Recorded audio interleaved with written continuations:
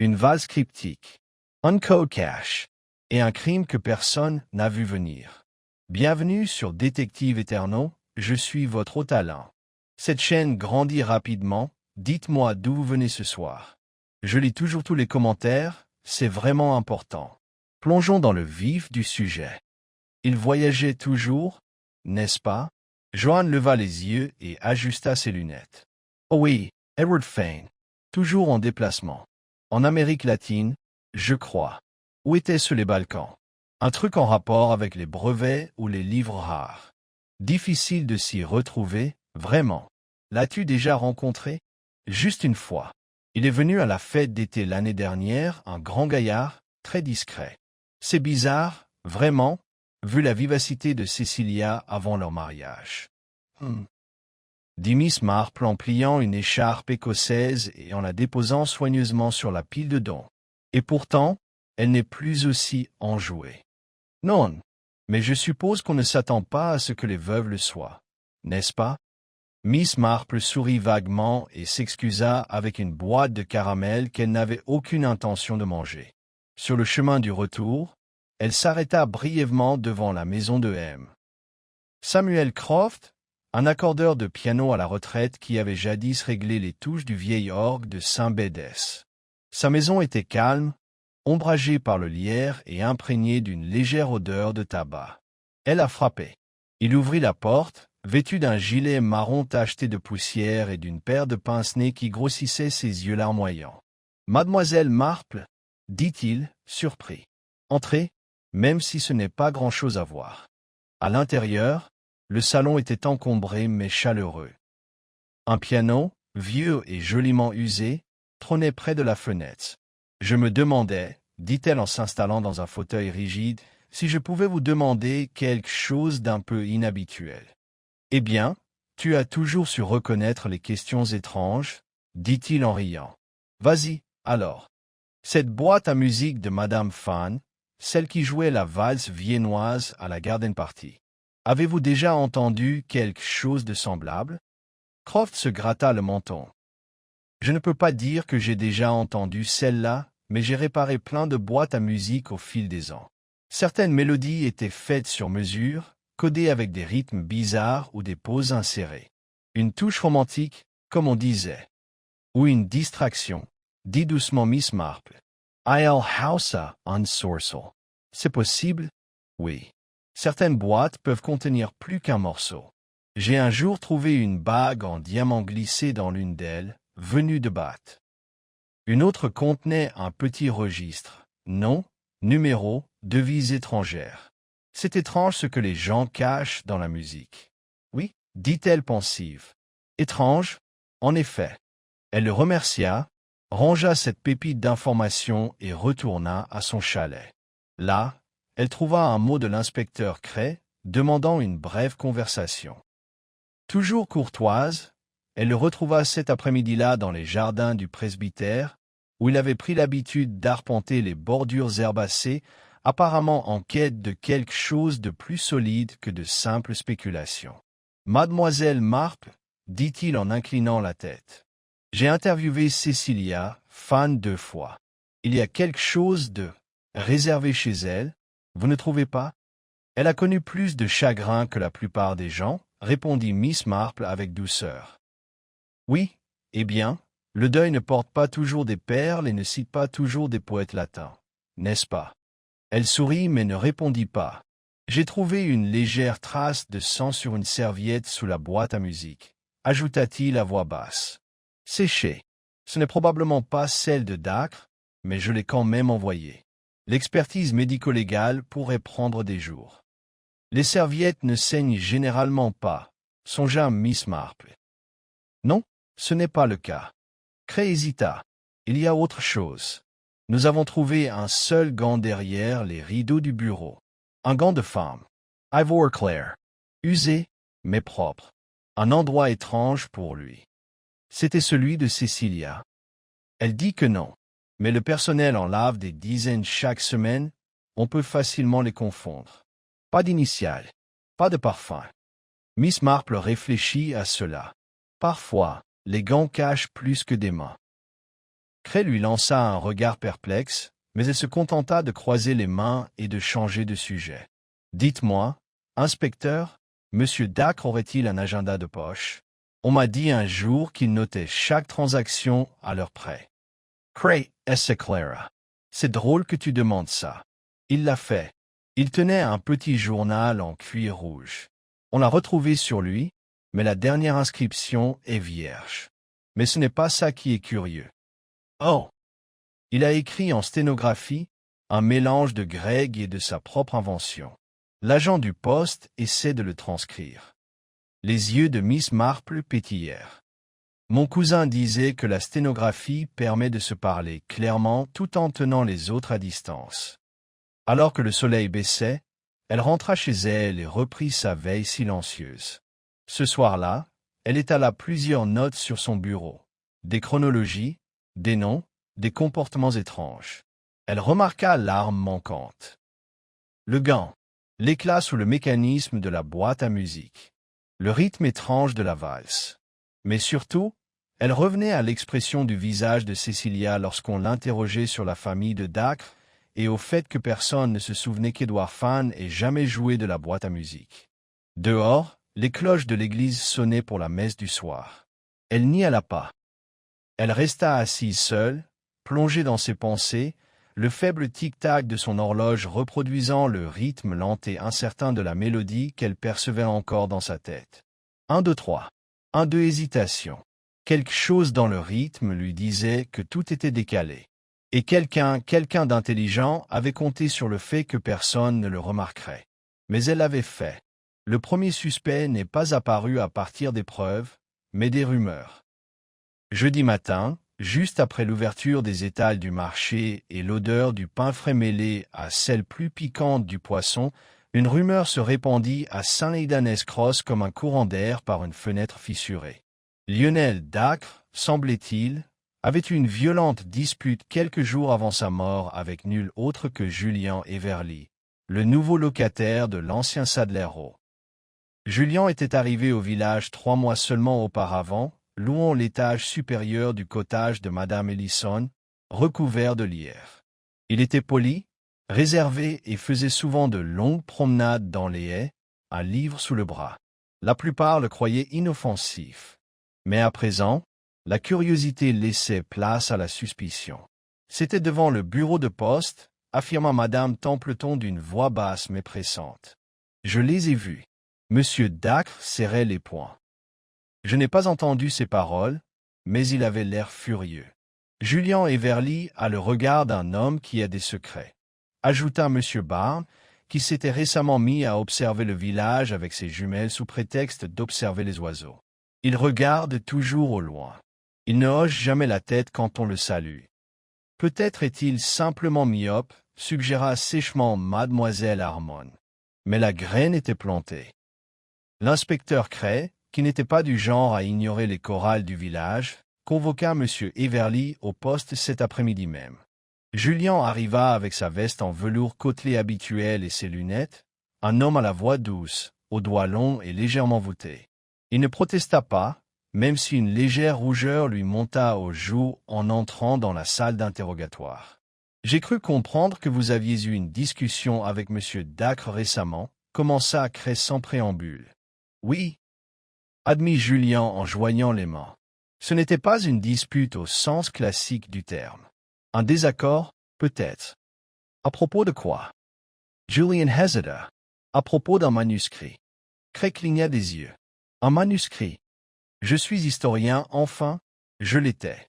Je suis spécialisé dans les textes juridiques et le droit immobilier de l'époque édouardienne. Un sujet aride. Mais j'ai fait des recherches sur une succession litigieuse liée à cette région. J'ai trouvé une série de lettres suggérant qu'un testament avait été contesté abusivement en 1904. Monsieur Dacre n'a pas apprécié l'idée. Il a dit que je réveillais des fantômes. Pourquoi se soucierait-il d'une querelle juridique vieille d'un siècle?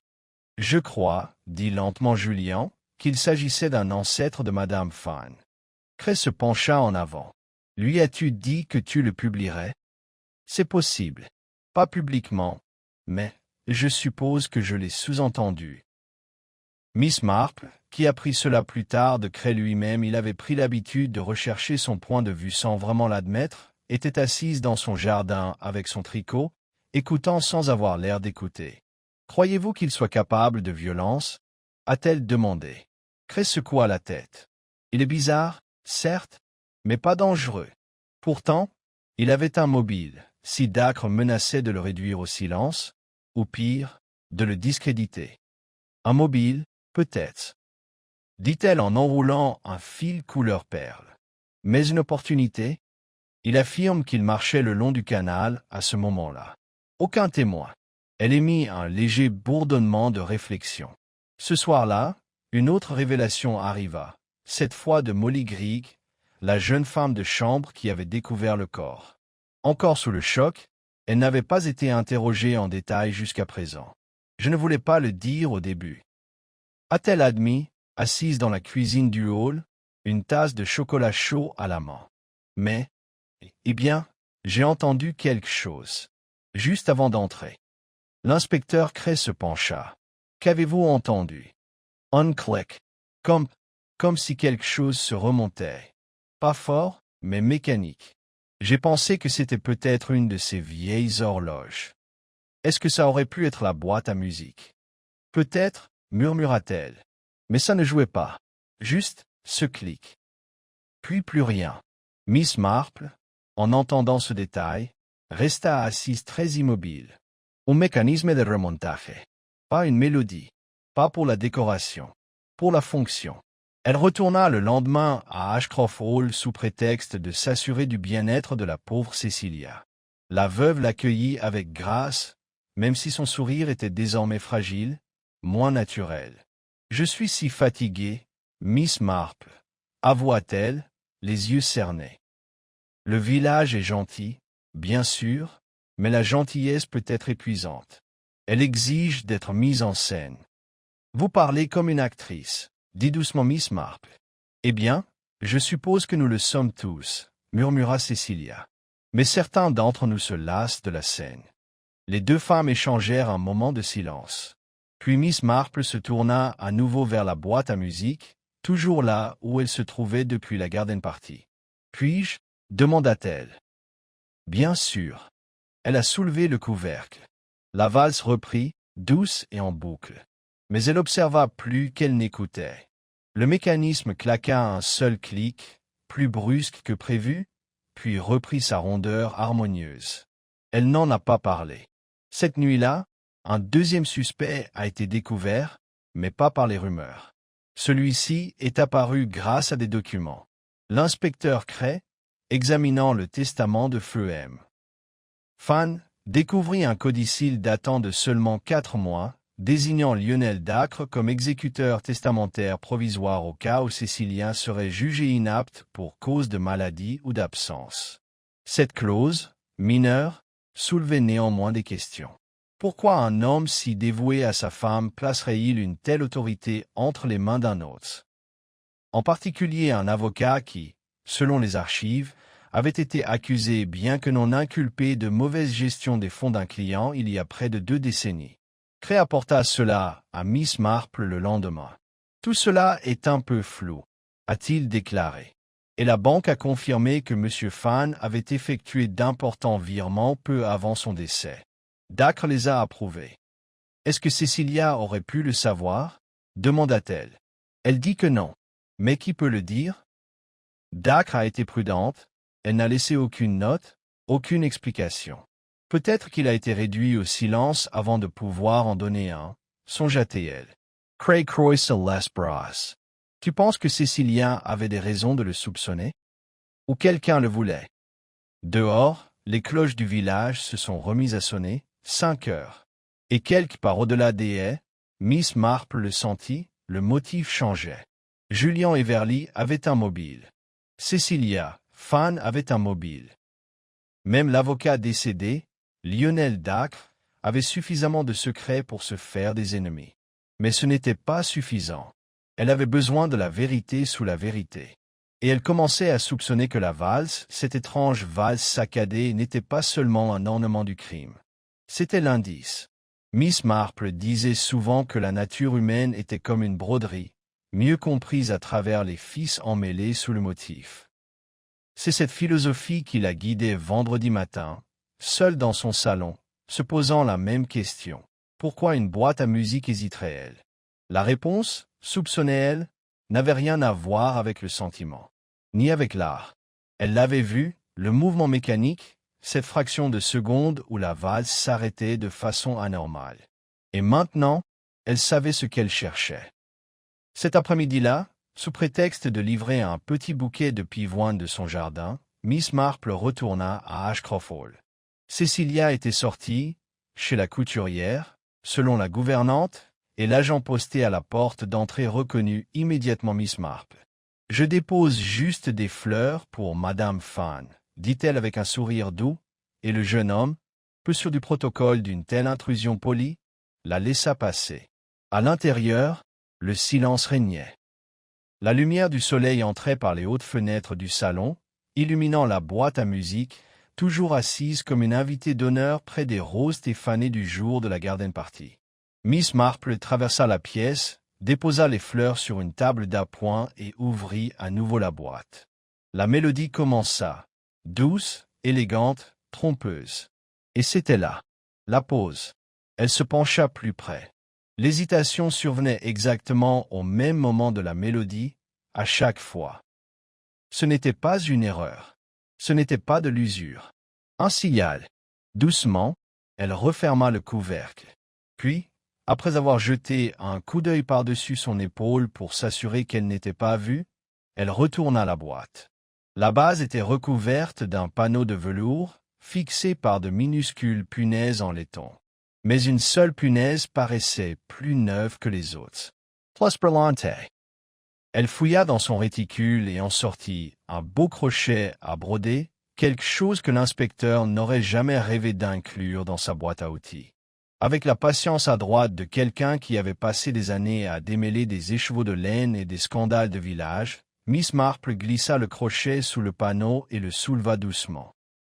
Là, niché dans un compartiment peu profond taillé dans le bois, se trouvait un carré de papier plié, légèrement taché d'huile provenant du mécanisme. Elle ne l'a pas ouvert. Pas encore. Au lieu de cela, elle remit soigneusement le velours et remit la boîte à sa place. Ce n'est qu'une fois de retour dans son salon, volet tiré et bouilloire crachant, qu'elle déplia le papier.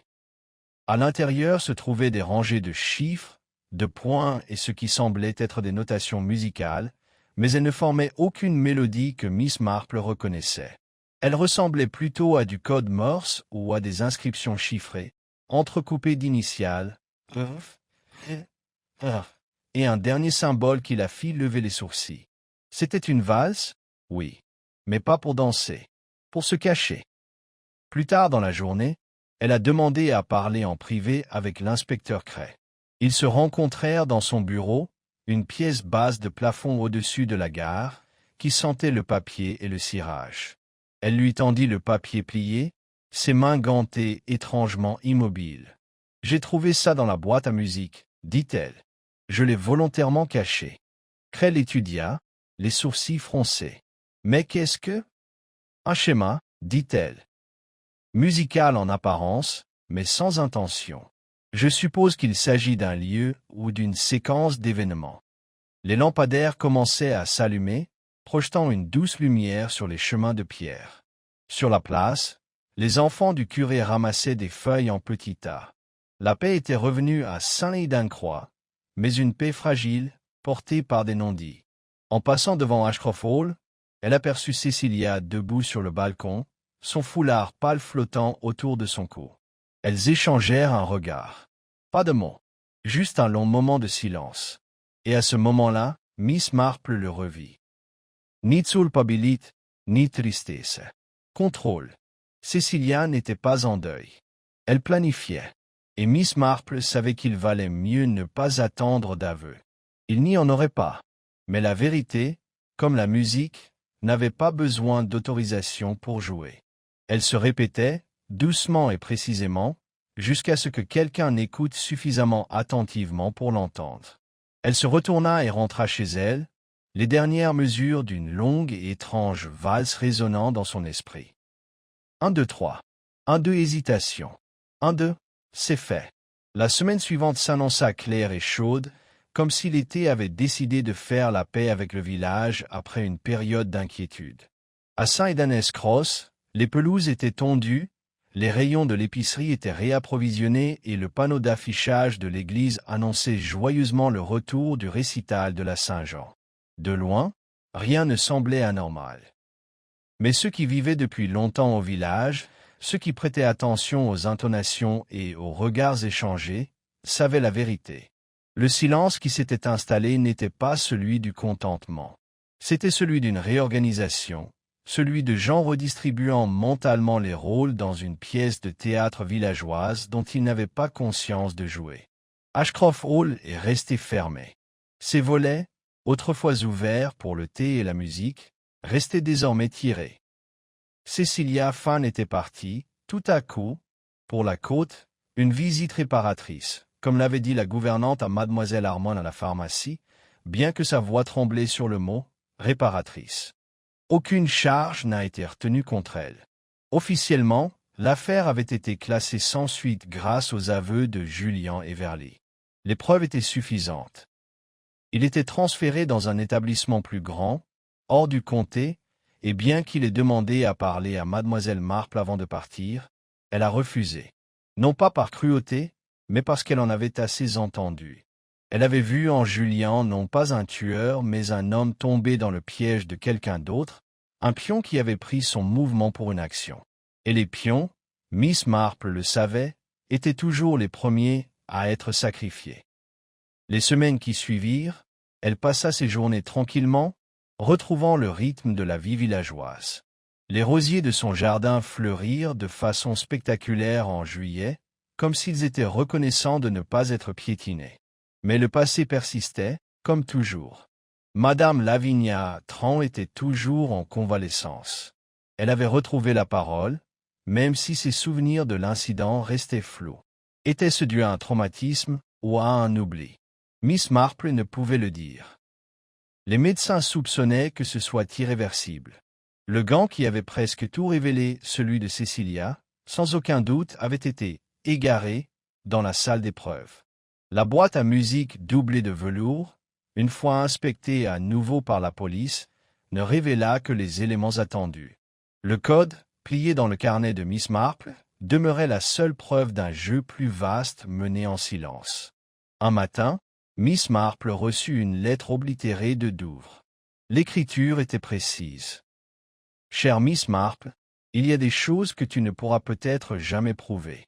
Mais je sais que tu les comprends quand même. J'ai pris des dispositions. Le compte sera clôturé. Le solde sera versé à une association caritative pour les enfants sans famille. Le passé ne doit pas enrichir le présent sans payer les dommages qu'il a causés. Merci de ne pas m'avoir demandé de m'expliquer. C'était une gentillesse. C.F. Miss Marple le lut 2 fois, puis le replia. Elle ne sourit pas, ni ne fronça les sourcils. Elle soupira simplement, un long soupir silencieux, et se servit une autre tasse de thé. 2 jours plus tard, elle assista au récital de la Saint-Jean à la salle paroissiale de Saint-Bède. Les chaises pliantes craquèrent sous le poids de l'assemblée, et le vicaire présenta chaque artiste avec une nervosité charmante. Il y eut des rires, des applaudissements polis, de temps à autre, un accord de piano désaccordé. Mais ensuite vint la représentation finale. Une jeune fille, d'âge sans grave peine 10 ans, s'assit au piano droit et commença à jouer une valse. Pas celle de la boîte à musique, mais quelque chose de similaire, douce, rêveuse et un brin triste. Miss Marple resta parfaitement immobile. La mélodie montait en spirale, à 3/4 de temps, mais avec une pause délicate, que la jeune fille jouait avec une attention inhabituelle. Une hésitation, pas différent de celui de la boîte à musique. Miss Marple ferma les yeux. L'hésitation ne ressemblait plus à une dissimulation. Cela ressemblait à un choix. Le choix de briser le rythme. De recommencer. De laisser le silence entre les notes parler aussi clairement que les notes elles-mêmes. Lorsque la pièce est terminée, la salle a applaudi poliment. Miss Marple resta silencieuse, les mains jointes sur ses genoux. Dehors, le soleil se couchait dans une brume dorée, projetant de longues ombres à travers les vitraux. Alors qu'elle sortait dans la pénombre, plusieurs villageois la saluèrent, la remercièrent, la complimentèrent pour ses roses ou son châle tricoté. Elle accepta tout cela avec grâce, hochant doucement la tête. Mais son esprit était loin des châles et des boutures de roses. Il reposait sur la boîte à musique, sur les Dacres, Sir Edward Fane, et surtout sur Cecilia, qui avait gagné, non par la force, mais par omission. La vérité, Miss Marple le savait, n'était pas toujours une arme. Parfois, c'était un miroir, et tout le monde ne pouvait pas supporter de regarder. Arrivée au portail de son jardin, elle s'arrêta, époussetant un pétale tombé du sentier. Elle regarda une fois de plus le chemin, désormais baigné par le silence ambré du soir. Tout semblait calme, mais la valse, hésitante, décalée, envoûtante, résonnait doucement dans sa mémoire. Et elle savait, comme toujours, que sous la paix du village, la vérité évoluait encore. Ça a toujours été le cas. Même quand personne n'écoutait. Bien que le dossier officiel de l'affaire ait été clos et que St. Aidan's Cross ait retrouvé son rythme habituel de jours de marché et de thé à l'église, Miss Marple n'en avait pas fini. Certaines fins, elle le savait, n'étaient que des pauses, des notes d'agrément dans la musique de la nature humaine. Et ce qui suivait ces pauses importait souvent plus que ce qui les précédait. Tout a commencé, assez discrètement, par une lettre. Remise en main propre, l'enveloppe ne portait pas de cachet postal et fut déposée discrètement sur le mur de son jardin. Miss Marple la trouva tôt un jeudi matin, alors que la rosée s'accrochait encore aux haies et que les oiseaux commençaient à peine à se disputer les graines de tournesol qu'elle avait laissées dehors. La lettre était courte. Mademoiselle Marple, Zurich a répondu. Il y avait plus d'un compte. 2 noms étaient associés. Aucun des 2 n'était celui d'Édouard. Je pensais que tu devrais le savoir. C'est. Elle fixa la signature un moment, ni Cecilia, ni aucun titre officiel. Juste une initiale, comme la fin d'une partition inachevée. Les implications ont été immédiates. 2 noms. L'un des comptes appartenait peut-être à l'ancêtre déshérité de Julien Everly. Mais l'autre, cela a nécessité un examen plus approfondi. À midi, Mademoiselle Marple avait fait une visite discrète à la bibliothèque de près, où Madame Hartley avait eu la gentillesse d'aller chercher un vieux volume des registres légaux britanniques, 1910 à 1930, poussiéreux et peu utilisé. Nichée parmi les pages se trouvait une note marginale au crayon, probablement celle de M. Everly, annonçant un transfert de succession mineure en 1923 impliquant un certain Charles Redgrave, et une série de virements inhabituels acheminés par l'intermédiaire d'une agence bancaire à Genève. Redgrave. Le nom n'apparaissait nulle part dans l'arbre généalogique des fans, mais l'intuition de Miss Marple la piqua. Les noms changeaient souvent en période de scandale, surtout quand héritage et honte allaient de pair. Elle fit un second arrêt, cette fois au presbytère. Le révérend Cottlesbury, plus connu pour ses digressions dans les sermons que pour sa discrétion, s'était autrefois pris pour un généalogiste de second plan. Il fut ravi de lui montrer sa vieille collection de registres familiaux et d'actes de propriété locaux. La plupart du temps, c'est plutôt aride, admit-il joyeusement en descendant un dossier relié d'un ruban vert effiloché. Mais il y a parfois des trésors. Des lignées illégitimes, des titres contestés, des dettes effacées par des mariages opportuns. Miss Marple examina les documents fragiles d'une main légère. Son regard se posa sur un blason familier, 3 lys surmontant une tête de cerf. Le sceau de la famille Fan. En dessous, une curieuse entrée. Droit de fiduciaire transféré à C. Redgrave, 1931. Le puzzle était presque terminé. Elle se leva, remercia le vicaire et retourna à son cottage avec une réflexion tranquille. Autour du thé, elle a rassemblé les faits comme des portées musicales. Édouard Fan n'avait pas lui-même contrôlé les comptes de Zurich. C. Redgrave avait une procuration pour certaines propriétés familiales. Le nom n'apparaît dans aucune lignée familiale publique. Lionel Dacre le savait, et Cecilia Fan avait fait en sorte qu'il ne le dise jamais. Miss Marple savait désormais ce que Cecilia avait tenté de préserver, non seulement sa fortune, mais aussi l'illusion d'un héritage. Le pouvoir d'un nom. Le réconfort d'un papier propre là, où l'encre avait coulé. Ce soir-là, elle fit une promenade tranquille devant Ashcroft Hall. Le bâtiment était immobile, les volets fermés, ses fenêtres autrefois étincelantes ternies par la poussière. La salle serait probablement vendue. Cecilia n'était pas revenue de la côte. La rumeur courait qu'elle séjournait à Whitstable, sous un autre nom, et qu'un notaire s'occupait discrètement de ses affaires. Miss Marple s'arrêta à la porte, la main posée sur le fer rouillé. Il n'y avait aucune musique à l'intérieur. Aucune voix. Seulement le léger parfum de la lavande envahissante. Mais dans son esprit, la boîte à musique continuait de jouer. Ce n'est pas la mélodie, mais l'hésitation, le bégaiement, le silence codé. Miss Marple comprit alors qu'il ne s'agissait plus d'une erreur, mais d'un souvenir codé par choix. Édouard Fan a bâti son héritage sur une vérité enfouie. Cecilia l'avait préservé, pour sa dignité, ou pour sa honte, ou peut-être les deux. Julian et Verly l'avaient perturbé. Et Lionel Dacre était mort pour ça. Et pourtant, aucun d'entre eux, pas même le plus calculateur, ne s'attendait à ce que l'histoire soit entendue par une vieille femme avec des aiguilles à tricoter et une mémoire exceptionnelle pour la folie humaine. De retour au cottage d'Anmead, Miss Marple alluma un petit feu et sortit son registre. Elle n'y nota pas de nom, mais des impressions. C.F. garde son sang-froid pour protéger son image. Motivé par la peur de voir son héritage s'effondrer. Moralement ambigu. E.F. personnage complexe, stratège ou lâche. L.D. j'en savais trop. J'en ai payé le prix. J.E. coupable d'acte, non d'intention. Utilisé, non instigateur. Et en dessous, en belle écriture, pas de méchants ici, seulement des joueurs. Mais certains savaient qu'ils jouaient, d'autres non. Dehors, la brise du soir bruissait à travers les haies. Un rire d'enfant s'échappait faiblement de la verdure. Le rythme de la vie du village retrouvait son calme paisible. Mais Miss Marple savait qu'il ne fallait pas croire aux fins.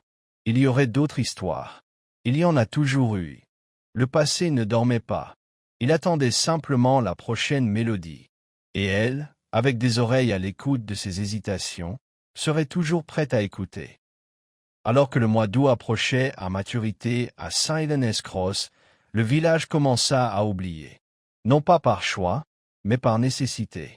Les souvenirs des petites villes ne s'effaçaient pas, ils étaient archivés, adoucis par le temps, adoucis par les nouveaux ragots, les nouvelles saisons et la vie toujours renouvelée des ventes de pâtisseries paroissiales, des clubs de jardinage et des collectes de fonds scolaires. Miss Marple, cependant, n'oubliait pas. Elle comprenait que ce que le village choisissait d'oublier était souvent ce qui comptait le plus. C'est au cours d'une de ces promenades nocturnes le long des haies, où les ronces portaient maintenant des mûres précoces, qu'elle fut abordée par la jeune Molly Grigg.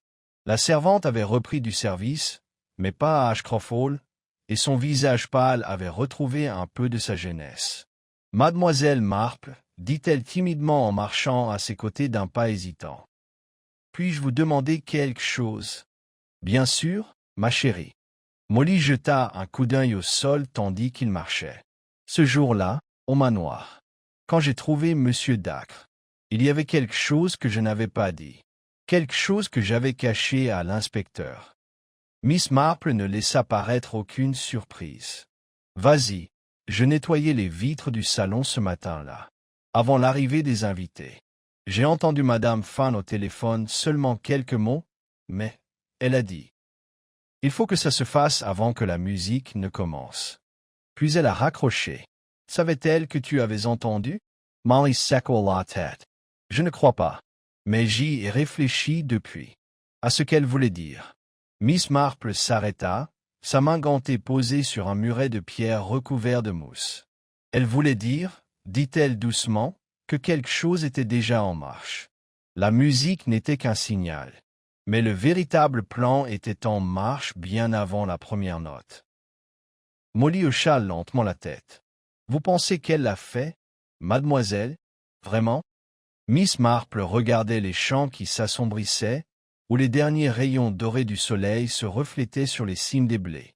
Je pense, dit-elle doucement, que Madame Fan a fait ce que font beaucoup de gens lorsqu'ils naissent dans une histoire qu'ils n'ont pas écrite. Elle a choisi la version qui lui donnait le contrôle. Ils restèrent là un moment de plus, écoutant le bruissement du soir. Molly a alors demandé, sera-t-elle un jour traduite en justice? Miss Marple sourit faiblement. Il existe de nombreuses formes de justice, ma chère. Certaines se rendent au tribunal, d'autres dans des pièces calmes, quand on est très vieux et très seul. Molly semblait comprendre. Elle fit une légère révérence et descendit la ruelle, laissant Miss Marple dans le silence du crépuscule. Cette nuit-là, le cottage de Danmead était éclairé par une unique lampe à huile tandis que Miss Marple revoyait une dernière fois ses notes. Non pas celles consignées dans des registres ou remises aux agents, mais les notes mentales qu'elle avait composées au cours de son enquête discrète. Elle se souvenait des gestes précis de Cecilia, de la façon dont elle avait manipulé les recherches de Julien pour le faire paraître intrusif, suspect, de la façon dont elle avait laissé le village tirer ses propres conclusions sur Dacre, sur Édouard, sur la boîte à musique. Cela n'avait pas été difficile. Dans un village comme Saint-Leidanes-Cross, les ragots faisaient l'essentiel du travail. Mais il y avait une chose qui n'était pas alignée. Jusqu'à maintenant, la boîte à musique, ce n'est pas seulement l'hésitation dans la mélodie, mais autre chose. Un détail que Cecilia avait mentionné le jour de la fête, Édouard l'écoutait rarement. Avait-elle dit? Pourtant, l'usure de la clé de remontage, le vernis usé du couvercle supérieur suggérait une utilisation fréquente. Pas récente, mais pas si lointaine non plus. Quelqu'un l'avait utilisé plus souvent qu'il ne l'admettait. Miss Marple ouvrit sa propre boîte à musique, une plus ancienne et plus simple qu'elle possédait depuis sa jeunesse, et la remonta doucement. La mélodie résonna, un peu aiguë mais charmante. Elle écouta à nouveau le rythme. Il était régulier, prévisible. Puis, elle sortit le chiffre de son dossier, le déroula et l'examina à la lumière de la lampe. Ses yeux se promenaient sur les points et les tirets, les motifs répétés, les changements étranges. L'une des dernières notations qu'elle avait jusque-là supposé être un code bancaire était, réalisa-t-elle, une notation musicale, une anomalie délibérée, une note discordante, un faux accord. Quelque chose avait été ajouté. Ne pas cacher, mais pour tromper. Une signature. La main de quelqu'un d'autre. Elle retourna le papier. Au dos, découvrit de légères traces de crayon. Des taches, des lignes courbes. Quelqu'un avait écrit quelque chose à cet endroit autrefois, puis l'avait effacé. Elle tenait le drap près de la chaleur de la lampe. La vague esquisse d'un nom émergea. R. Fane. Roderick. Elle s'est assise, stupéfaite. La lignée du frère déshérité avait finalement continué. Et quelqu'un, peut-être Édouard, peut-être pas, avait tendu la main. Il avait essayé d'arranger les choses. Mais la lettre n'avait jamais été livrée. Seulement codée, cachée, oubliée. Ce n'était pas une confession. C'était un message. Miss Marple Fermalacio. Le compte à Zurich. Le chiffre. Le modèle. Ce n'était pas destiné à Cecilia. Il était destiné aux descendants de Roderick. Julien. Tout l'héritage, la connaissance, les lignées étaient censés boucler la boucle. Et Cecilia l'avait arrêté. Pas par malice, mais par peur. Pas peur de Julien. La peur de l'insignifiance. Être le dernier fan debout signifiait être le seul possesseur de l'héritage. Le partager, même à juste titre, revenait à devenir seulement une branche, et non le tronc. Elle ouvrit son journal et écrivit lentement. Tous les crimes ne sont pas commis pour le profit. Certains le sont pour préserver l'histoire que l'on s'est racontée. L'illusion de l'héritage peut être plus puissante que l'héritage lui-même. Le feu crépitait doucement dans la grille. Miss Marple remit le chiffre dans son dossier, cette fois avec une petite annotation de sa propre main, pour les yeux droits uniquement. Elle se leva, tira les rideaux et éteignit la lampe. Dans le silence, La boîte à musique restait fermée. Son air n'était pas nécessaire ce soir. L'affaire, aux yeux de la loi, était terminée. Mais dans l'esprit de Miss Marple, la note finale venait à peine d'être frappée. Et comme toute bonne musique, elle résonnait doucement, avec insistance longtemps après que le dernier accord se soit estompé. Je serais assez surprise qu'il ne corresponde pas à des documents financiers ou à une forme de chantage. Cray Louis Lanka, Unregard Noir. Tu crois que M. Dacre a été victime de chantage? Ou faire du chantage, dit-elle doucement. Et peut-être que cet air, la valse bégayante, était un rappel. Un avertissement. Cray déposa soigneusement le papier sur son bureau. Il y a autre chose que tu dois savoir. L'écriture correspond à celle d'Edward Fine. Miss Marple inclina légèrement la tête. Alors, peut-être savait-il ce qui allait arriver. Et ce symbole en bas? Demanda Cray en pointant du doigt. Tu sais ce que ça signifie? C'est une notation échiquéenne, dit-elle sans hésiter. Du pion à la dame 4. Le début d'une partie. Cray père perplexe. Les échecs. Stratégie. Planification. Sacrifice, dit-elle. Mon frère disait que quiconque ouvre avec un pion a l'intention de perdre un petit quelque chose pour gagner un gros quelque chose. Cray expira. Mon Dieu! Miss Marple regarda par la fenêtre, où un corbeau venait de se poser sur le poteau du portail. Je crois que nous avons posé la mauvaise question. Cray fronça les sourcils. Lequel? Pas qui a tué Lionel Dacre, dit-elle. Mais, qu'a trouvé Lionel Dacre? Ce soir-là, elle se promena une fois de plus dans le village, saluant ses voisins avec des sourires discrets, s'enquérant des jardins, des genoux douloureux et de la pluie qui approchait. Et puis, au bord de Sadler Row, elle s'arrêta. Julian Everly était assis sur un banc à l'extérieur du cottage de Madame Ellison, un livre relié en cuir sur ses genoux. « Bonsoir, Monsieur Everly, dit-elle aimablement.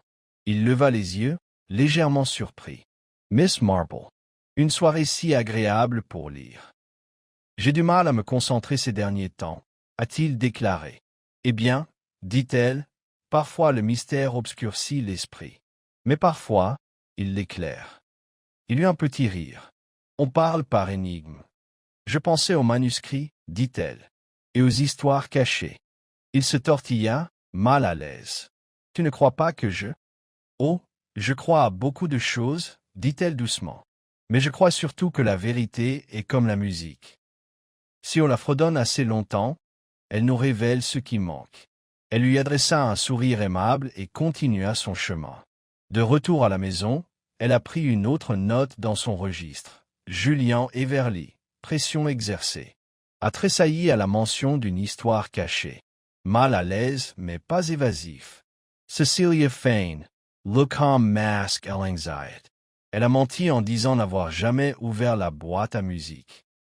Elle n'était probablement pas au courant du document, mais pas des activités de son mari. Code de la boîte à musique égale lien vers Edward Fine. Chiffrement égale connaissance égale motif. Le meurtre, pensa-t-elle, était moins lié à la rage qu'à la volonté de contenir les événements. Quelqu'un avait tué non pas pour faire taire Lionel Dacre, mais pour empêcher que ce qu'il avait découvert n'atteigne quelqu'un d'autre. Et quelque part derrière les couches de respectabilité, de roses et de condoléances murmurées, le vrai joueur, celui qui avait ouvert avec un pion, continuait de déplacer des pièces. En attendant le prochain mouvement, elle se pencha en arrière, les yeux mi-clos, tandis que la mélodie jouait à nouveau dans son esprit. Et cette fois, elle en était certaine. L'hésitation n'était pas une erreur. C'était un signal. Et quelqu'un d'autre l'avait entendu aussi. Samedi matin, le ciel de St. Aidan's Cross était passé du bleu au gris éteint, comme si la nature elle-même ressentait la tension qui planait sur le village. Une lourdeur indéniable flottait dans l'air, non seulement à cause de la pluie qui approchait, mais aussi à cause des regards échangés trop vite, des voix trop basses et des secrets qui ondulaient sous la surface. C'est dans cette atmosphère que Miss Marple entreprit ses démarches suivantes. Non pas en forçant des tiroirs verrouillés ni en proférant des accusations théâtrales, mais par la conversation. Elle avait toujours dit qu'on apprenait le plus de ce que l'on s'efforçait de taire. Sa première visite a été chez Molly Greig. La jeune servante, pâle et nerveuse, ouvrit la porte de l'entrée des domestiques d'Ashcroft Hall d'une voix tremblante. « Mademoiselle Marple, je pensais que vous seriez. À la fête foraine ?» sourit Miss Marple. « Trop bruyant. Je préfère une compagnie plus calme. » Molly hésita, mais la laissa entrer. Ils s'assirent à l'étroite table de la cuisine, où une théière était froide depuis longtemps. Miss Marple croisa les mains et regarda la jeune fille avec douceur. « Molly, dit-elle, tu as mentionné un jour avoir entendu quelque chose avant de trouver M. Dacre. Un bruit mécanique. Un remontage. » Molly hocha la tête. « Oui, madame, je l'ai fait. Et avez-vous entendu autre chose? Une voix? Un pas? Quelque chose d'inhabituel? » Molly se mordit la lèvre. Je n'allais pas le dire. Mais j'ai entendu quelqu'un d'autre dans le couloir. OMS. Je ne voyais rien. Mais il se déplaçait rapidement, juste un bruissement, en fait. Des pas légers. Peut-être une femme? Avant ou après le clic? Après. Miss Marple resta silencieuse un long moment. Puis elle tapota la main de la jeune fille. « Tu as très bien réussi, ma chère. » Elle est partie peu de temps après, son esprit tricotant des morceaux ensemble. Quelqu'un était passé par là. Quelqu'un qui savait exactement où se trouvait Dacre et ce qu'il faisait. Sa visite suivante, bien qu'inopinée, fut peut-être la plus révélatrice. Cecilia Fine se tenait sur la terrasse d'Ashcroft Hall, les bras croisés sur son cardigan en cachemire tandis qu'elle regardait vers le verger, où les premières pommes commençaient à montrer des rougeurs. « Mademoiselle Marple, » dit-elle froidement en se retournant sans surprise. « J'ai appris à ne pas me laisser surprendre par vos apparences. »« Mieux vaut ça que sans préparation, » dit Miss Marple d'un ton aimable. « J'ai apporté des biscuits au citron. » C'est attentionné. En SSOI, ils étaient assis sous la pergola, la table entre eux dressée avec de la porcelaine fine, une fine pellicule de brume commençant à se former sur les soucoupes. « Votre mari a-t-il déjà parlé d'échecs, Madame Fine ?» demanda Miss Marple sans préambule. Les doigts de Cecilia s'arrêtèrent sur sa tasse de thé. « Les échecs? Je ne crois pas. Il préférait les cartes. Pas de vieux jeux d'échecs au grenier? Pas de journaux avec des annotations curieuses? Je n'ai jamais vu ça. Pourquoi? » Miss Marple pencha la tête. « Parce que quelqu'un très malin a caché un code dans cette boîte à musique. Un code que votre mari a probablement inventé. Un plan. » Les lèvres de Cecilia se pincèrent. « Et tu crois que j'étais au courant? »« Je pense, » dit Miss Marple d'une voix douce, « que vous saviez que Lionel Dacre avait des secrets. Que vous ayez choisi de fermer les yeux ou non, c'est votre secret. » Pour la première fois, le masque de Cecilia s'est fissuré. « Jamais Edward. Mais j'ai perdu confiance en lui bien avant sa mort. On ne voyage pas comme lui et on ne rentre pas chez soi sans rien dire. Il y avait des indices, des lettres brûlées, des appels passés à huis clos. Il disait que c'était une affaire sensible. Mais je savais. » Miss Marple ne dit rien, laissant la confession s'éterniser. « Est-ce que je savais que Lionel était impliqué? Pas directement. Mais je m'en doutais. Édouard m'a laissé cette boîte et m'a dit de ne pas l'ouvrir avant d'avoir décidé de ce dont je voulais me souvenir et de ce que je préférais oublier. Et qu'avez-vous décidé, Madame Fine? Je ne l'ai jamais ouvert. Mais quelqu'un l'a fait. » Le silence s'étendit entre eux. « Et Julian Everly? » demanda doucement Miss Marple. « Vous le connaissiez avant qu'il ne s'installe ici, n'est-ce pas? » Cecilia cligna des yeux. « Mon cousin travaillait autrefois dans des archives juridiques, poursuivit Mademoiselle Marple, et il a reconnu son nom dans une revue universitaire. Ces recherches concernent votre famille, n'est-ce pas? » L'expression de Cecilia se durcit. Ce n'est pas seulement un historien. C'est un charognard. Il a écrit à Édouard l'année dernière. Il a accusé notre grand-oncle de fraude. Il a exigé l'accès à nos papiers de famille. Et Édouard l'a-t-il accordé? Il a refusé. Il a menacé de poursuites judiciaires. Je pensais que c'était la fin. Puis M. Everly est arrivé au village, tranquillement installé dans le cottage de Madame Ellison, se comportant comme un touriste. Miss Marple fouilla dans son réticule et en sortit le papier chiffré. Elle le déplia soigneusement et le posa entre elles. « Je crois que ceci, a-t-elle dit, était destiné à tomber entre de mauvaises mains. » Les yeux de Cecilia se promenèrent sur les étranges rangées de chiffres, de points et de notations. « Je ne comprends pas. »« Non, » répondit Miss Marple, « mais quelqu'un d'autre l'a fait. Quelqu'un qui craignait ce que cela révélerait. » Ce soir-là, Miss Marple se retrouva à marcher lentement dans l'allée du cimetière derrière l'église, perdue dans ses pensées. Les pierres tombales étaient penchées à des angles étranges, comme des dormeurs troublés par leurs rêves. Elle s'arrêta devant l'un d'eux, récent et poli. Édouard Fan 1879-1954, mari bien-aimé et grand voyageur, il vaut mieux laisser la vérité enterrée. L'inscription était curieuse. Elle ne provenait ni d'un hymne ni d'un texte sacré. Elle était presque défensive. Elle le fixa pendant un long moment. Plus tard, juste au crépuscule, elle rentra chez elle et trouva une lettre glissée sous sa porte. L'enveloppe était vierge. À l'intérieur, une seule phrase écrite d'une écriture nette et penchée. Arrêtez de chercher ce qui ne peut pas être défait. Aucune signature. Aucune menace. Mais l'intention était évidente. Miss Marple posa la lettre à côté du chiffre. Quelqu'un regardait. Quelqu'un qui n'avait pas encore fait son dernier pas. Et pourtant, il l'avait déjà mal jugé. Elle n'a pas joué pour gagner. Elle a joué pour comprendre. Et la compréhension, comme elle le savait bien, était ce que les gens craignaient le plus. Dimanche matin, la pluie était arrivée. La pluie tombait en nappes fines et persistantes sur les ruelles pavées et les toits d'ardoise de Saint-Leidanes-Cross, atténuant les couleurs du village et tempérant son agitation habituelle. Pourtant, malgré la morosité, ou peut-être à cause d'elle, les conversations florissaient sous les parapluies et dans les vitrines embuées des salons de thé. La dernière cause d'excitation n'était pas le papier chiffré ou l'étrange note d'avertissement remise à Miss Marple, mais quelque chose de bien plus immédiat et de bien plus choquant. Un autre incident s'est produit. Cette fois, ce n'était pas un meurtre. Mais le choc était suffisamment proche pour faire trembler le village comme une pierre dans un étang. Madame Lavinia Tran, vieille fille de longue date et fervente gardienne de la collection de timbres de son défunt père, avait été retrouvée inconsciente au pied de son escalier. Sa porte d'entrée était entr'ouverte.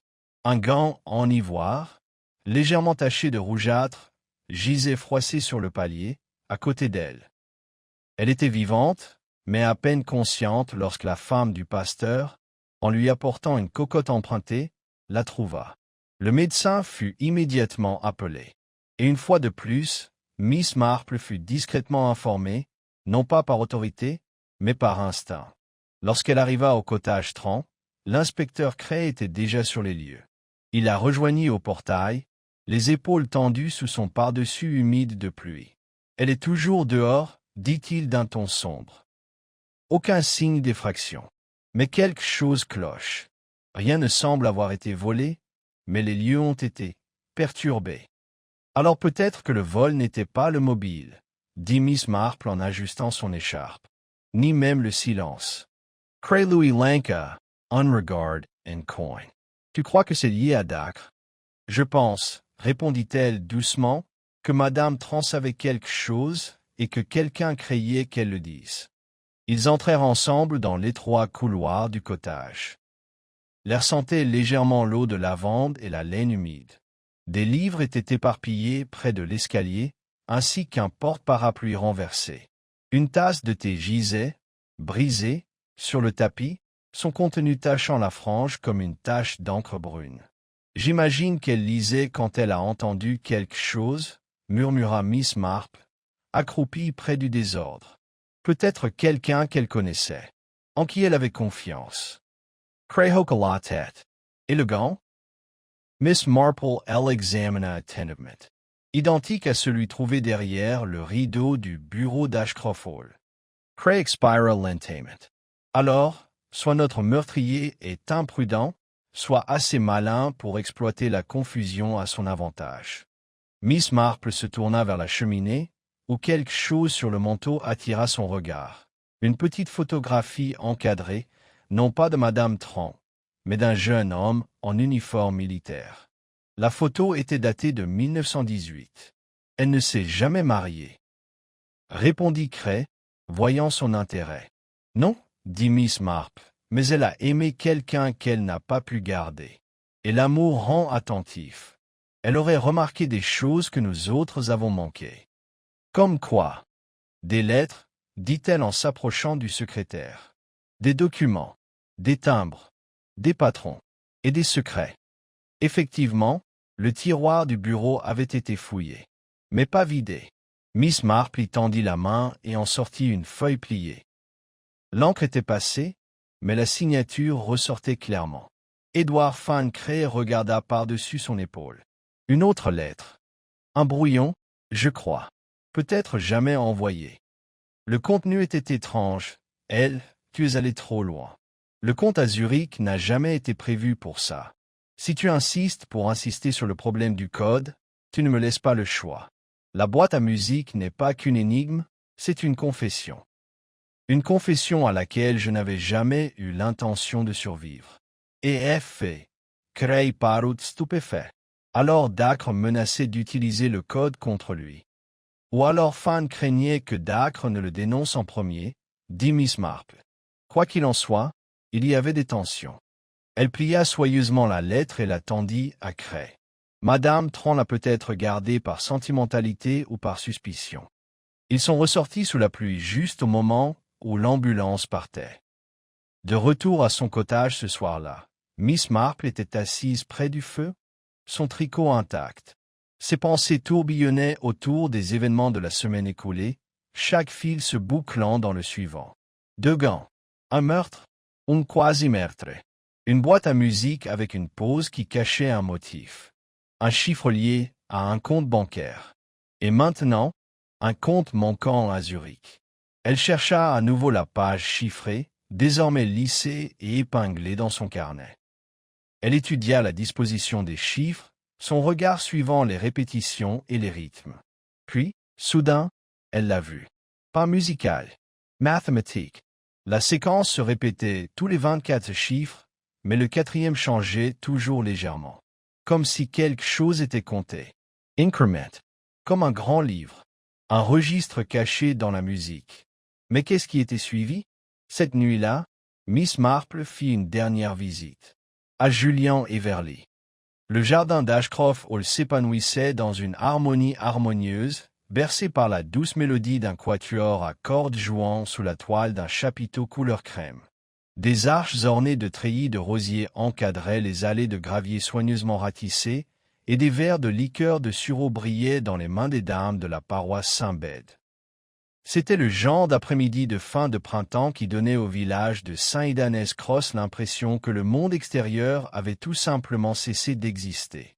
Au cœur de cette scène paisible se tenait Madame Cecilia Fan, veuve depuis peu, de retour, et incontestablement sujette à la fois à la curiosité et à l'admiration. Elle avait animé la garden party avec une grâce méticuleuse, ses cheveux blonds argentés cachés sous un chapeau de paille à large bord, la voix toujours aussi musicale. Les invités murmuraient à propos de ses voyages à l'étranger, de son absence mystérieuse après la mort de son mari, et plus intrigant encore, de la boîte à musique en noyer rutilant posée sur une table drapée de soie près de la haie de rosier. C'est un morceau viennois, dit Cecilia d'une voix légère, mais teintée d'une pointe d'indéchiffrable. Un cadeau de mon défunt mari, même s'il l'écoutait rarement. Je le trouvais plutôt joyeux pour aujourd'hui. La boîte était ornée, son couvercle laqué était sculpté de figures dansantes, et sa mélodie, une valse élégante, s'insinuait dans les conversations. Écoutez attentivement, avait dit Cecilia avec un sourire entendu. Il y a quelque chose d'inhabituel dans le rythme. Quelques villageois tentèrent de comprendre. La plupart acquiescèrent poliment. Miss Marple, assise non loin des musiciens et sirotant son thé, ne hocha pas la tête. Elle écoutait.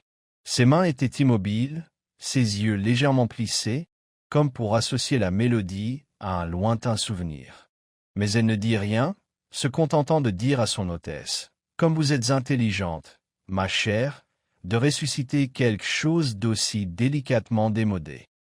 Quand j'étais petite, les boîtes à musique étaient toujours associées à des secrets. » Cécilia se contenta de sourire, même si une lueur, oui, une lueur de quelque chose de moins répété se lisait dans ses yeux. L'après-midi se déroula paisiblement. La femme du pasteur grondait ses jumeaux qui tentaient de soulever la nappe. Madame Ellison trébucha sur un épagneul. Le pasteur somnolait sous un parasol. Et puis, soudain, tout changea. Un cri interrompit le murmure poli des conversations. Il provenait de l'aile arrière de la maison, là où commençaient les quartiers du personnel. En quelques instants, les invités se levèrent, la voix s'élevant, les chapeaux de travers. Miss Marple resta assise, les mains posées sur ses genoux, le regard perçant sous l'ombre de son parasol lilas. C'était la jeune Molly Grigg, la femme de ménage, pâle comme la craie et tremblante comme on la ramenait de l'autre côté de la pelouse. « C'est Monsieur Dacre » s'écria-t-elle.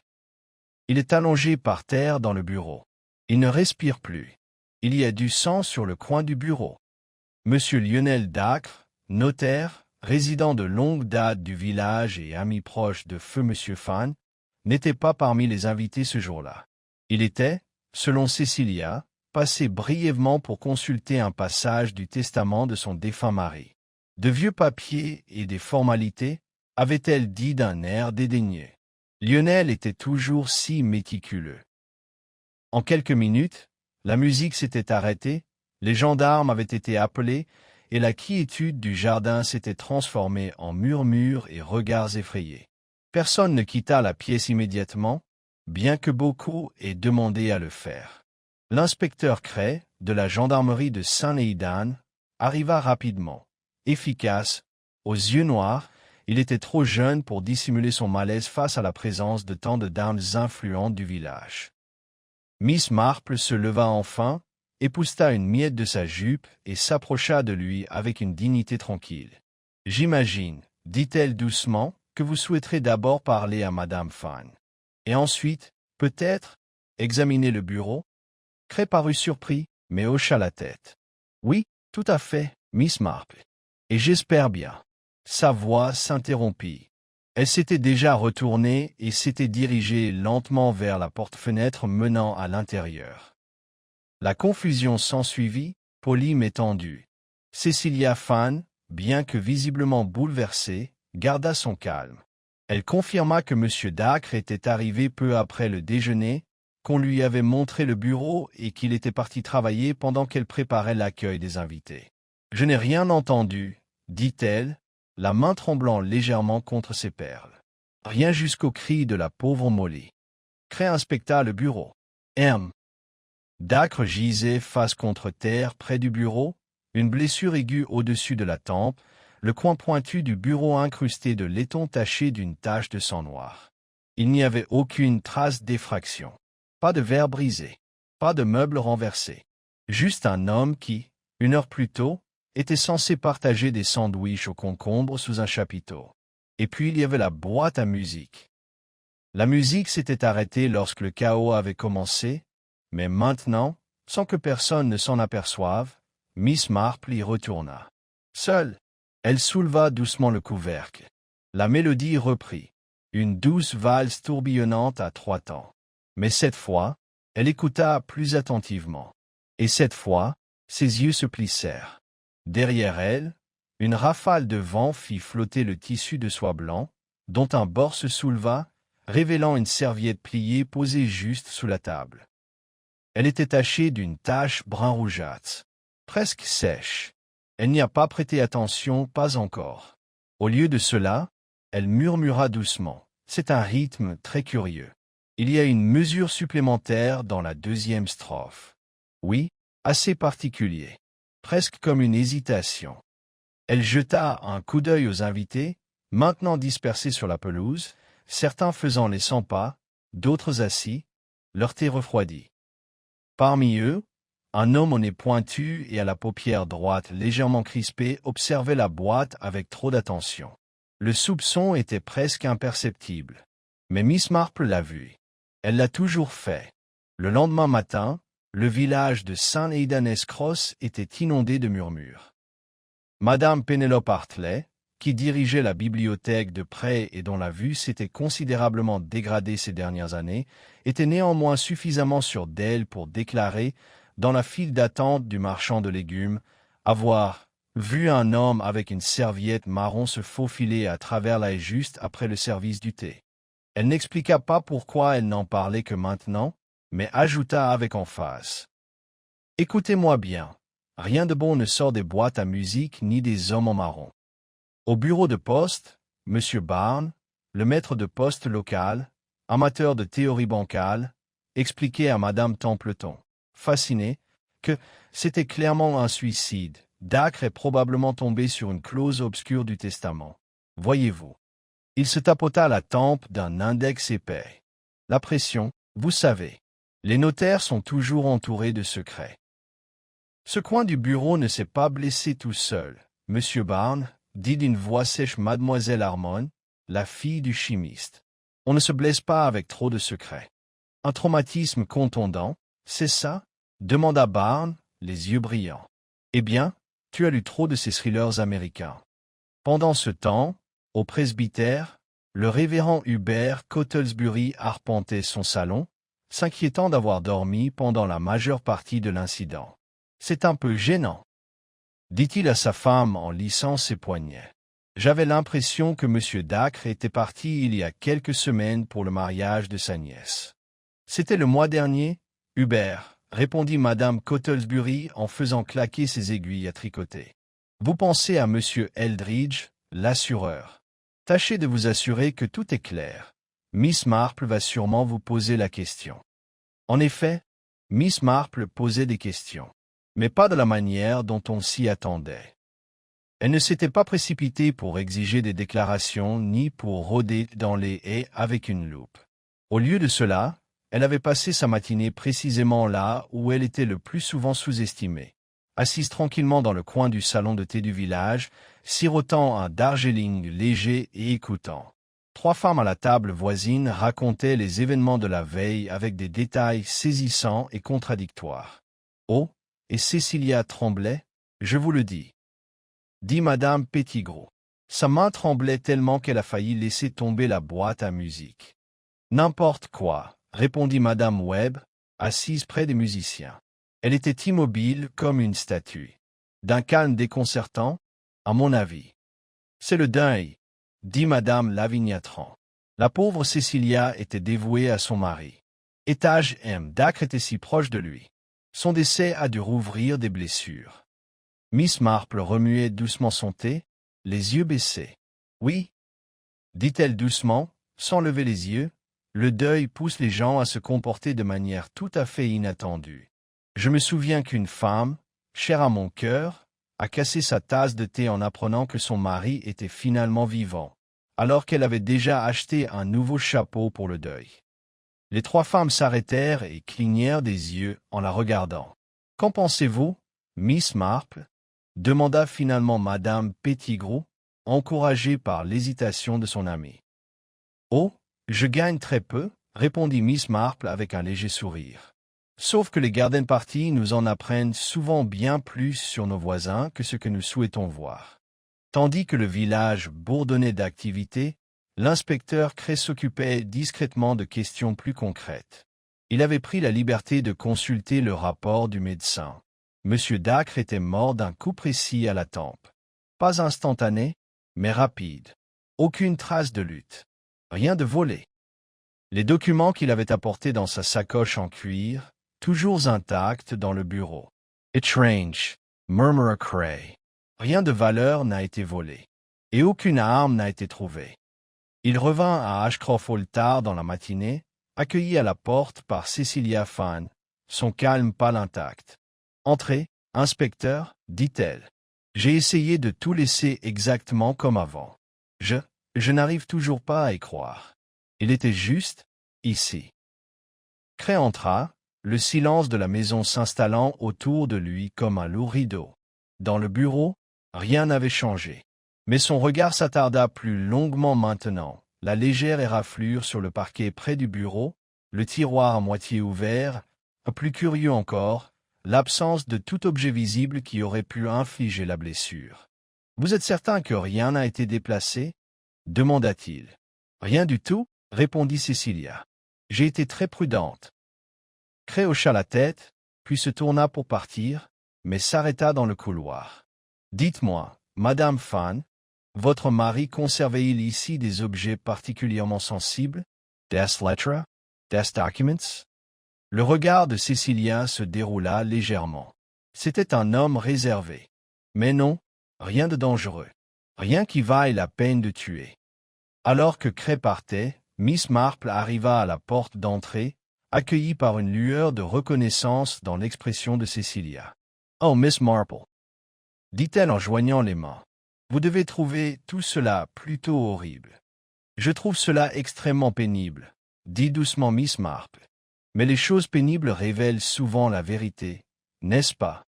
Les deux femmes restèrent assises un moment dans la véranda, sirotant du sherry en signe de normalité. C'est là que Miss Marple fit sa deuxième observation silencieuse. « Cette boîte à musique, » dit-elle en désignant la boîte, toujours posée sur la table drapée de soie. « Tu as dit qu'elle venait de Vienne? »« Oui, » répondit Cecilia. « Du vieux quartier.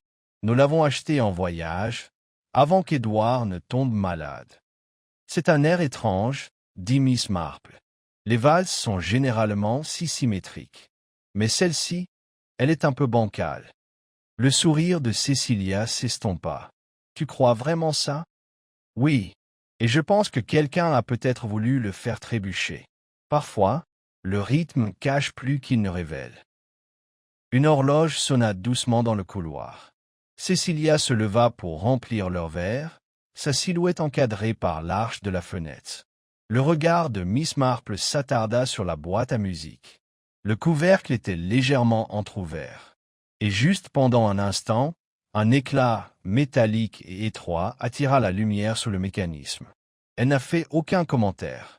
Au lieu de cela, elle a simplement dit « Auriez-vous par hasard une copie de la nécrologie de M. Dacre? » Je crois avoir lu qu'il n'avait pas d'enfant.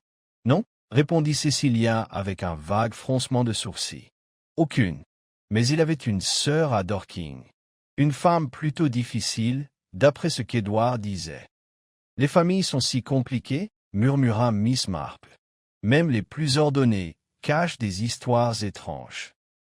Plus tard dans l'après-midi, alors que le soleil se couchait sur les pavés et que le facteur passait à vélo avec un sifflet, Miss Marple se tenait devant la porte de l'église et observait le village.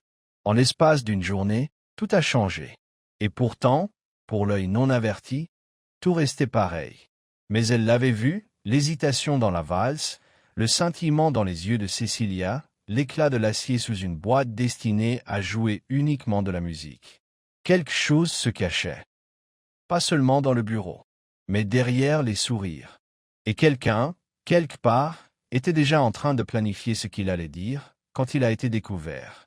Il n'était pas dans la nature de Miss Marple de s'en prendre avec audace à des affaires qu'il valait mieux laisser à la police, du moins c'est ce que l'on croyait.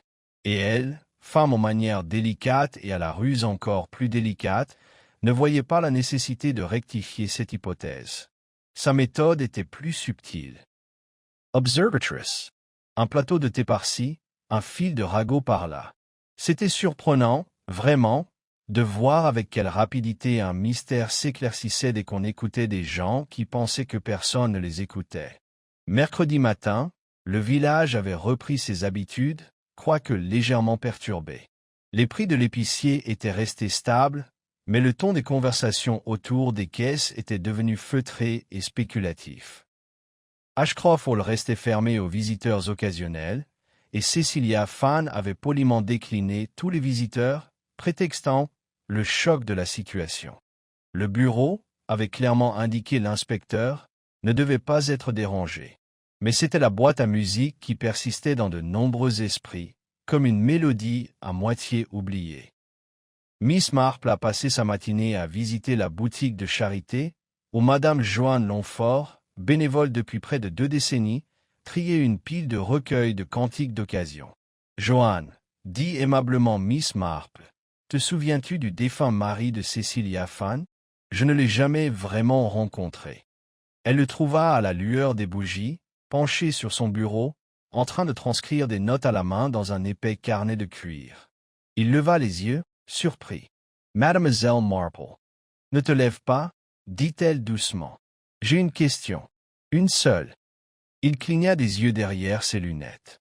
« Vous avez mentionné précédemment que vos recherches avaient permis de remonter à plus d'un siècle la succession Fan. Il s'agissait d'un testament contesté. Vous ne m'avez jamais dit qui était exclu de ce testament. » Julien hésita. Un frère cadet, accusé de vol, désavoué, a fui le pays. Le domaine est passé à la branche aînée. Et le plus jeune? Rien. Le sentier se termine en Amérique du Sud. Mais quelqu'un s'en est souvenu, dit-elle. Quelqu'un a ramené cette branche à la vue. Les yeux de Julien s'écarquillèrent légèrement. Tu crois que c'est ce que Dacre a trouvé? Je pense, dit-elle doucement, que vos recherches ont donné à quelqu'un d'autre une idée très dangereuse. Il n'a rien dit pendant un long moment. Puis, tout bas, il murmura, Zurich était la banque utilisée par les expatriés pendant la guerre. Fan y a peut-être transféré de l'argent pour des raisons qu'il n'a jamais avouées. Et c'est peut-être la raison pour laquelle quelqu'un a décidé que Dacre ne pouvait pas être autorisé à parler, a déclaré Miss Marple. Elle le quitta alors, debout dans la lumière dorée de son bureau, les pages de son journal flottant doucement comme si elles tournaient d'elles-mêmes. Dehors, le vent s'est levé, dispersant les pétales de la haie de rosier dans les ruelles du village. Le jeu, Miss Marple le savait, était entré dans son acte final. Et quelque part dans ce schéma, qu'il s'agisse d'un registre ou d'un héritage, se trouvait la raison pour laquelle un avocat était décédé et qu'une vieille fille avait failli le suivre. Il ne s'agissait plus du passé. Il s'agissait de savoir qui hériterait de l'histoire, et qui était prêt à tuer pour le contrôler. La pluie avait cessé lundi, mais l'air restait humide, imprégné d'une odeur de terre et d'incertitude. Les villageois de St. Aidan-es-Cross vaquaient à leurs occupations avec une raideur qui n'avait rien à voir avec la météo. Quelque chose les avait perturbés, quelque chose au-delà du meurtre et des étranges événements survenus au cottage de Madame Tran. C'était comme si le village lui-même était devenu embarrassé, conscient d'être observé.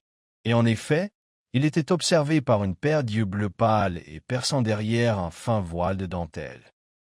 Miss Marple avait toujours su que l'instant précédant la révélation de la vérité était le moment où le coupable était le plus vulnérable, non pas à la violence, mais à la dénonciation. Elle élabora donc un plan, non pas de confrontation, mais d'observation. Tout a commencé par une invitation à prendre le thé.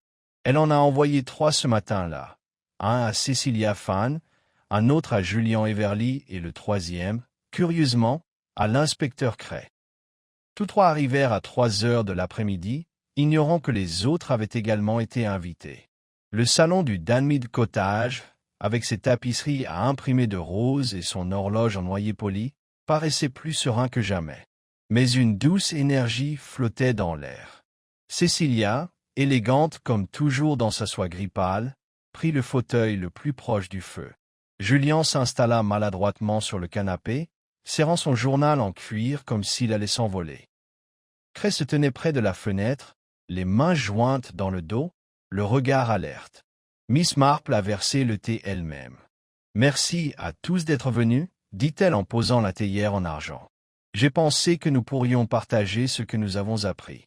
Voyez-vous, le temps des secrets est plutôt révolu. » Personne n'a parlé. Elle sourit faiblement. Commençons par les mobiles. Il y en a, je crois, au moins 2. Cecilia haussa un sourcil. 2? Oui, répondit Miss Marple. Le premier, financier. Le code que nous avons trouvé dans la boîte à musique n'est pas une mélodie, mais un motif. Une séquence mathématique compatible avec l'activité d'un compte, peut-être même des transactions bancaires. Je soupçonne que Zurich confirmera que M. Edward Fan a effectué des virements importants à l'étranger, peut-être sous un faux nom. Julien baissa les yeux sur ses mains. Cray resta immobile. Le deuxième motif, poursuivit Miss Marple, est l'héritage. Pas seulement financier, mais aussi identitaire. Les recherches de M. Everly sur l'arbre généalogique des fans ont réveillé de vieilles ténèbres. Un héritier oublié. Un frère déshérité il y a plus d'un siècle. Ces recherches, parvenues à M. Dacre, ont menacé de tout bouleverser. Cécilia ne dit rien. Mais ses doigts, remarqua Miss Marple, s'étaient recroquevillés autour de la tasse en porcelaine. Et donc, dit-elle, M. Dacre, espérant peut-être manipuler ou contrôler cette révélation, a utilisé le code pour menacer quelqu'un. Il croyait détenir tous les éléments. Julian parla doucement.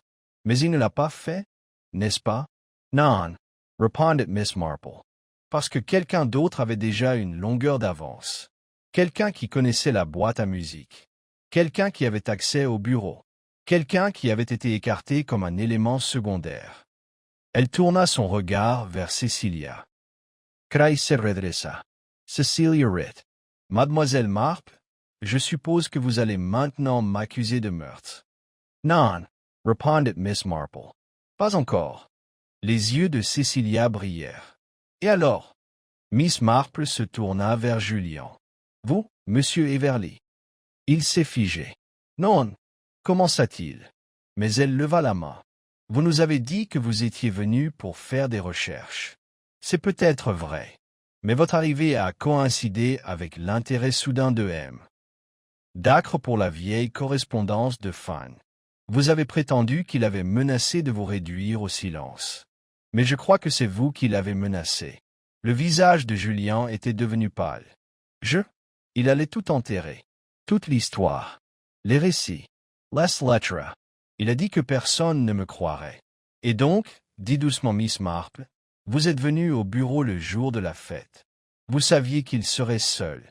Vous saviez que Cecilia serait préoccupée.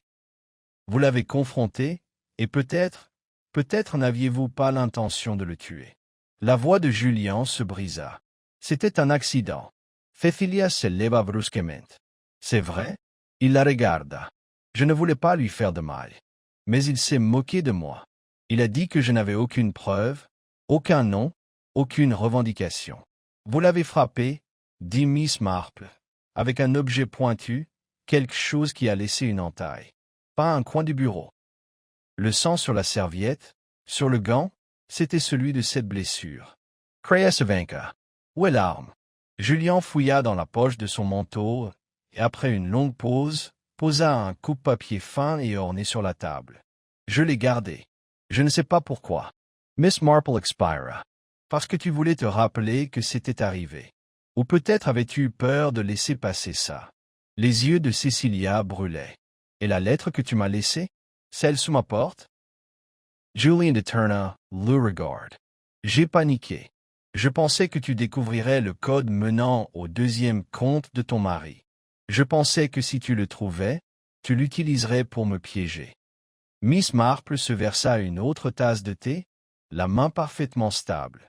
Je crois que M. Everly devrait maintenant accompagner l'inspecteur Cray au poste, dit-elle doucement. Il est temps de clore ce chapitre. Cray hocha la tête et posa une main sur l'épaule de Julien.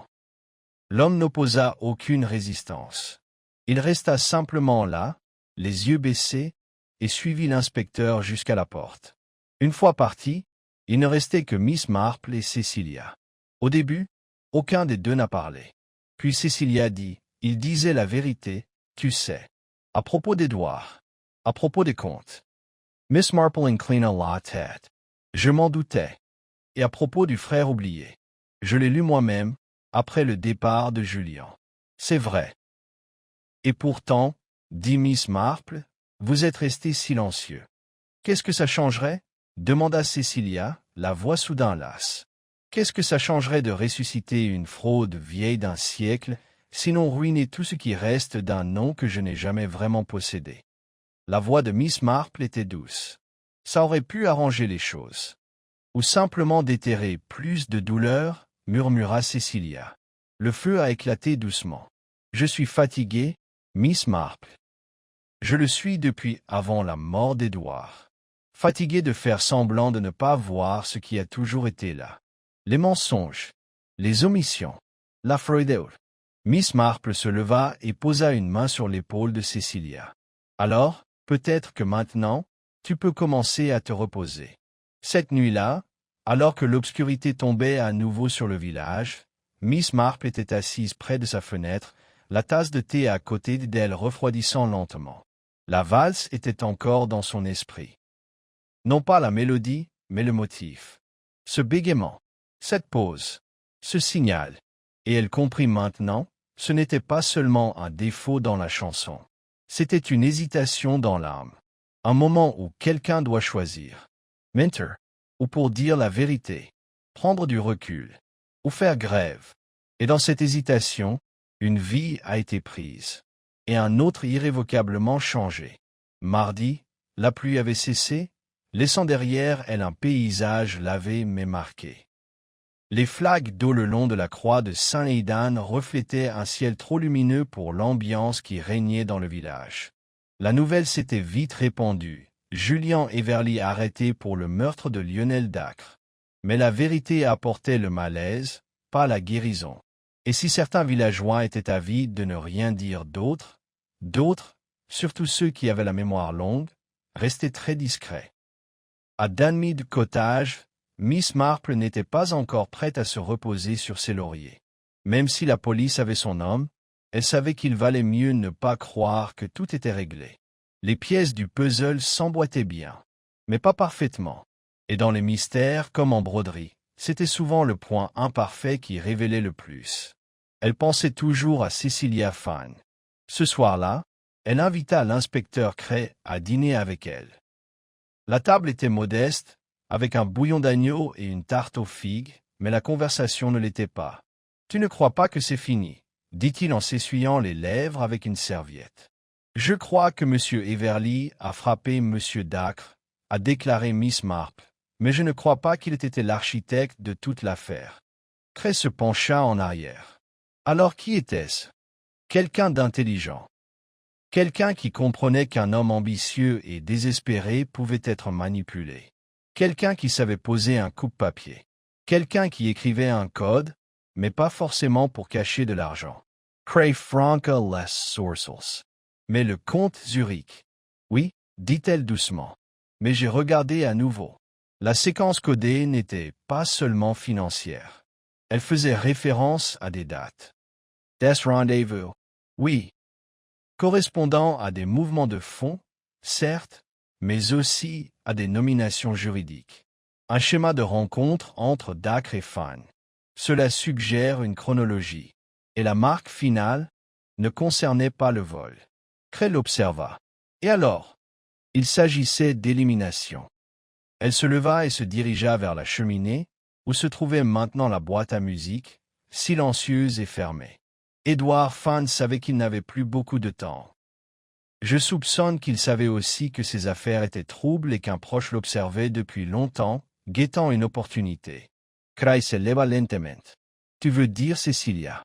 Miss Marple s'est retournée. Elle a admis qu'elle ne lui faisait plus confiance. Elle a admis avoir lu les documents découverts par M. Everly.